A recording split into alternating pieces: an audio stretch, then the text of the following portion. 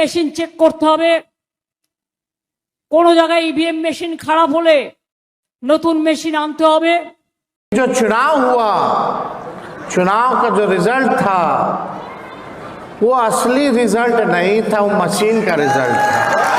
Ballot paper में 145 seat पर हम लोग जीत गए, लेकिन मशीन में 203 सीट पर।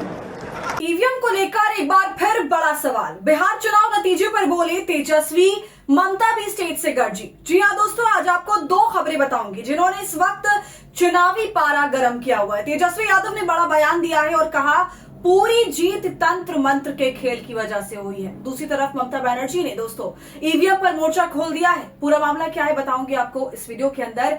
इसके साथ ही महाराष्ट्र में वोटिंग मशीन को लेकर क्या फैसला आया, हाईकोर्ट ने किस तरह आदेश दिया है ईवीएम को खोलने की, चर्चा करेंगे दोस्तों इस पर। तो आप कहीं मत जाइएगा, वीडियो को पूरा देखिएगा। नमस्कार, आदाब, आप देख रहे हैं खबर अड्डा और मैं हूं आपके साथ सुम्बुलीराम। वीडियो शुरू करने से पहले छोटी सी अपील, आप हमारी आजाद पत्रकारिता को पसंद करते हैं और चाहते हैं हम इसी तरह सत्ता से सवाल करें, गोदी मीडिया का सच आपको बताएं, तो हमें आपसे आर्थिक सपोर्ट की जरूरत है। आप स्क्रीन पर दिए क्यूआर कोड या फिर यूपीआई आईडी के जरिए हमारी मदद कर सकते हैं। दोस्तों, वोटिंग मशीन को लेकर के बयानबाजी तो 12 महीने चलती है। अब जब चुनाव नजदीक है, बंगाल में चुनाव होने वाला है, असम में चुनाव हुआ, तो एक बार फिर से वोटिंग मशीन को लेकर के चर्चा शुरू हो गई और ऐसे में तेजस्वी यादव ने एक बड़ा बयान दे डाला है। बिहार चुनाव के बाद से तेजस्वी यादव कुछ खास नजर नहीं आ रहे थे, मगर अब जब वो नजर आए हैं तो उन्होंने सीधी बात ही ये बोल दी कि हम जो चुनाव लड़े उसमें हमारी हार नहीं हुई, बल्कि 20 लाख एक्स्ट्रा लोगों ने पिछले चुनाव के मुकाबले हमें ज्यादा वोट दिया। इसके अलावा तेजस्वी यादव ने बहुत कुछ कहा है दोस्तों इस मामले पर, खबर भी मौजूद है, इसलिए सबसे पहले आप ये खबर देखिए। तंत्र मंत्र से बिहार में बनी सरकार, तेजस्वी के नए सियासी राग ने छेड़ा सियासी बहस। खबर में आगे लिखा है, बिहार विधानसभा में विपक्ष के नेता तेजस्वी यादव ने शनिवार को प्रदेश के सत्ताधारी गठबंधन पर जमकर निशाना साधा। उन्होंने कहा कि आज सत्ता में बैठे लोगों को बिहार की चिंता नहीं है, कुर्सी पर कौन बैठेगा इसकी चिंता है। पटना में मीडिया से बातचीत में उन्होंने एक बार फिर नीतीश कुमार के राज्यसभा जाने को लेकर कहा कि हमने पहले ही कहा था कि नीतीश कुमार को मुख्यमंत्री पद पर बने नहीं रहने दिया जाएगा और अब वही हो रहा है।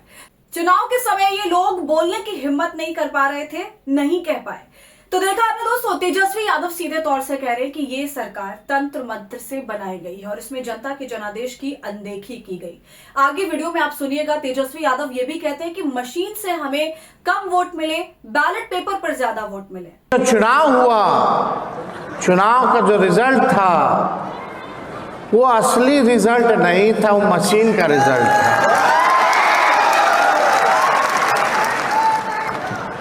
आप बताइए, हम लोगों को वोट मिला 1,90,00,000, पिछले चुनाव से 20 लाख वोट ज्यादा मिला।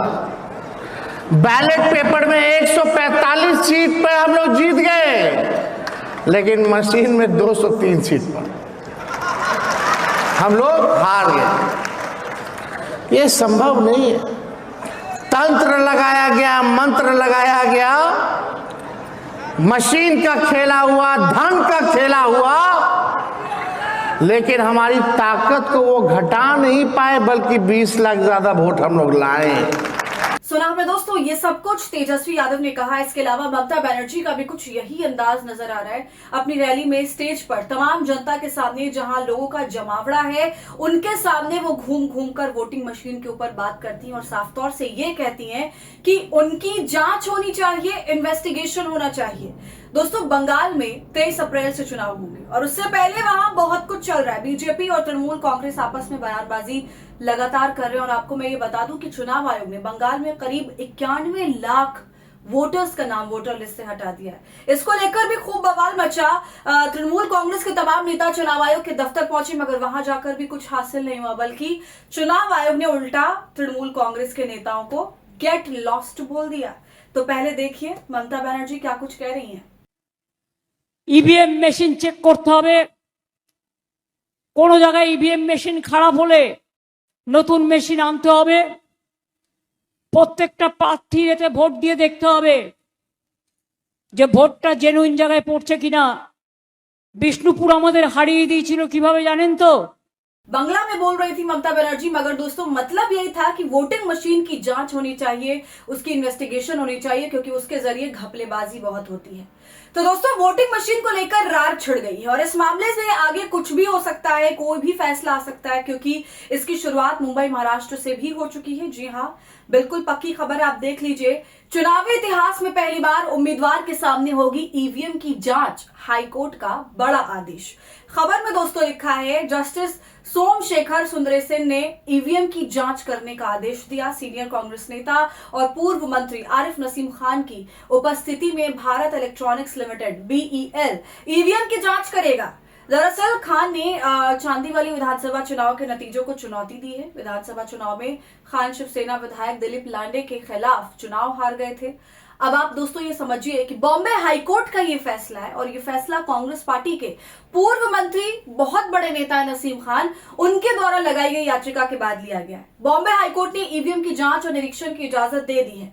तो वोटिंग मशीन को लेकर जो घमासान शुरू हुआ है, अब देखना है कि आगे क्या होता है। फिलहाल आप बताइए इस पूरे मामले पे आपकी क्या राय है, कमेंट कर जरूर बताएं। वीडियो को लाइक और शेयर करें। खबर अड्डा को यूट्यूब पर सब्सक्राइब कर लें।